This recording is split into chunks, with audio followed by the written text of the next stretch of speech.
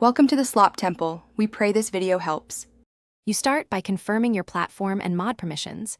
You need the Supra mod for PC or a similar in-game car for consoles.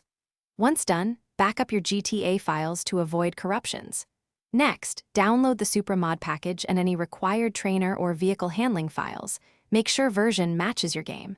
Install using OpenRoman 4 or mod folder instructions. Place vehicle files in the correct folders.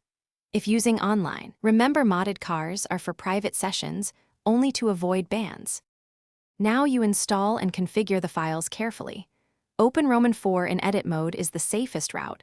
Add the mod as a DLC pack or replace the specific vehicle entries and import model and texture files.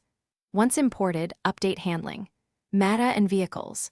Meta is needed so physics feel right. This explains why some mods drive poorly until tuned. After file placement, launch single player, use your trainer to spawn the model name, and verify visuals and drive behavior before any further changes. Finish by validating the car in action. Drive through town, test acceleration, braking, and collisions so you can fine-tune handling values and gear ratios. If textures are missing, you likely misplaced. Files or forgot a path in dlclist, correct that and reload. Should the game crash, revert to your backup, remove recently added mods, and reinstall mods one by one to isolate conflicts. Finally, for online play use only approved, non-modded vehicles to avoid penalties. Thanks for watching. Consider subscribing if we helped you.